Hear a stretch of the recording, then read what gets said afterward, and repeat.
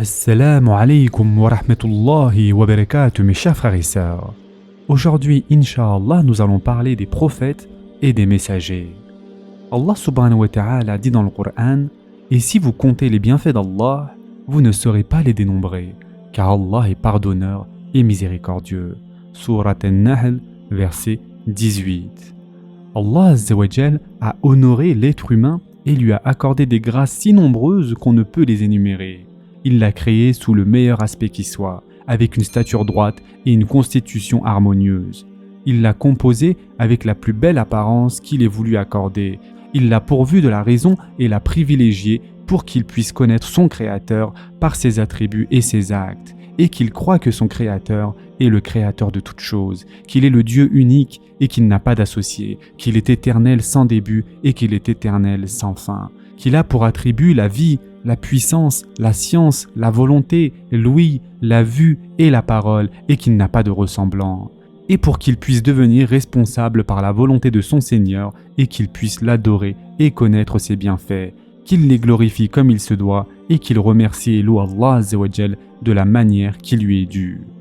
Mes chers frères et sœurs, la préservation des cœurs de toutes les maladies et le remède à toutes ces faiblesses n'ont lieu que grâce à la guidée que leur accorde leur Créateur, celui qui sait le fond des cœurs. Et il n'y a aucun moyen d'obtenir la préservation et la sauvegarde, sinon en suivant la voie des messagers, qu'Allah Azza wa Jal les élève davantage en degrés et les apaise quant au sort de leur communauté. Ainsi, la rectitude des cœurs a lieu en ayant connaissance de leur Seigneur, par ses noms, ses attributs, ses actes et ses jugements, en préférant obtenir son agrément et sa rétribution en bien et en évitant ce qu'il a interdit et ce qui fait encourir son châtiment. Or, il n'y a aucun moyen de recevoir cela par transmission et de connaître ce que Allah Azza wa Jal agrée, ce qui fait mériter son châtiment et ce qui sauve dans l'au-delà de ce qui mène à la perdition, si ce n'est par la voie des messagers qui transmettent de la part d'Allah Azza wa Jal.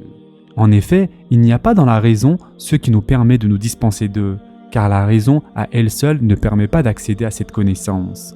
Les créatures ont donc besoin des prophètes et des messagers d'un besoin indispensable.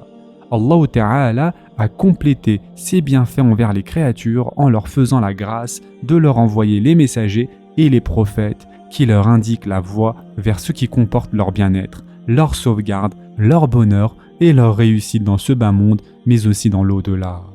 Les prophètes sont l'élite de la création. Allah Azza wa Jal les a élus en sachant leur degré et il leur a accordé un mérite supérieur au reste des créatures.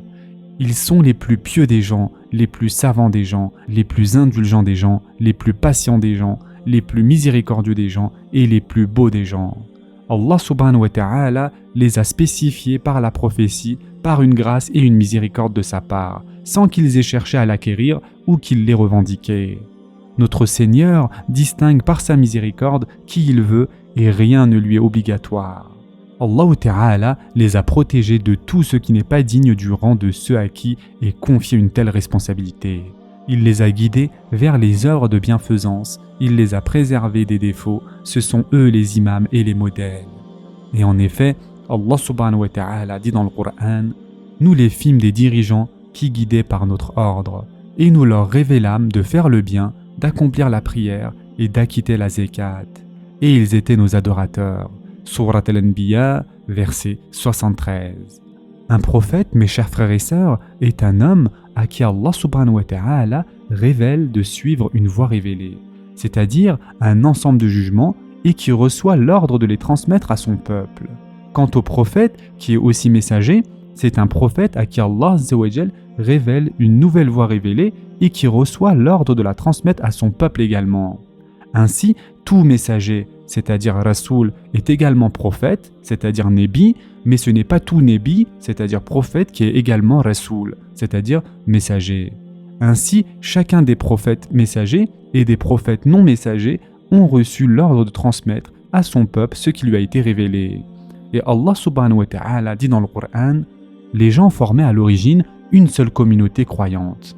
Puis, après leur divergence, Allah envoya des prophètes comme annonciateurs et avertisseurs. Et il fit descendre avec eux le livre contenant la vérité, pour régler parmi les gens leurs divergences. Mais Ce sont ceux-là même à qui il avait été apporté qui se mirent à en disputer, après que les preuves leur furent venues par esprit de rivalité. Puis Allah, de par sa grâce, guida ceux qui crurent vers cette vérité sur laquelle les autres disputaient. Et Allah guide qui il veut vers le droit chemin. Surat al-Baqarah, verset 213. Ainsi, tous les prophètes ont été envoyés chacun à son peuple pour leur enseigner les sujets de la religion, pour annoncer la bonne nouvelle qu'ils auront le paradis à ceux qui ont cru en Allah Azza wa Jal et en son messager, et qui ont œuvré en bien. Et ils ont mis en garde contre l'enfer pour ceux qui les ont démentis. Sachez mes chers frères et sœurs que tous les prophètes, depuis Adam alayhi salam, le premier d'entre eux, jusqu'au dernier d'entre eux, c'est-à-dire Muhammad sallallahu alayhi wa sallam, tous les prophètes étaient musulmans. Ils ont appelé leur peuple à l'islam. La preuve en est la parole d'Allah subhanahu wa ta'ala. Et quiconque désire une religion autre que l'islam ne sera point agréé, et il sera dans l'au-delà parmi les perdants. Surat Ali Imran, verset 85. C'est-à-dire que tous ceux qui suivent une autre religion que l'islam, qui ont choisi autre chose que l'islam pour religion, alors elle ne sera pas acceptée de leur part et ils seront perdants au jour dernier. Mes chers frères et sœurs, Nuh alayhi salam était musulman, il a appelé à l'islam. Ibrahim alayhi salam était musulman, il a appelé à l'islam. Yaqub alayhi salam était musulman, il a appelé ses fils et son peuple à l'islam. Moussa alayhi salam était musulman, il a appelé son peuple à l'islam. Isa alayhi salam était musulman, il a appelé son peuple à l'islam. Quant à ceux qui est parvenu dans le Coran à propos de notre prophète sallallahu alayhi wa sallam, Allah Azza wa Jal dit en vérité, ma salat, mes actes de dévotion, ma vie et ma mort appartiennent à Allah, Seigneur de l'univers. À lui, nul associé. Et voilà ce qui m'a été ordonné et je suis le premier à me soumettre. Surat Al-An'am, versets 162 et 163. C'est-à-dire qu'au moment de sa mission, il n'y avait pas sur la terre ferme, au sein des populations de cette époque, d'autres musulmans que lui. Qu'Allah Azza wa Jal l'honore et l'élève davantage en degrés et l'apaise quant au sort de sa communauté.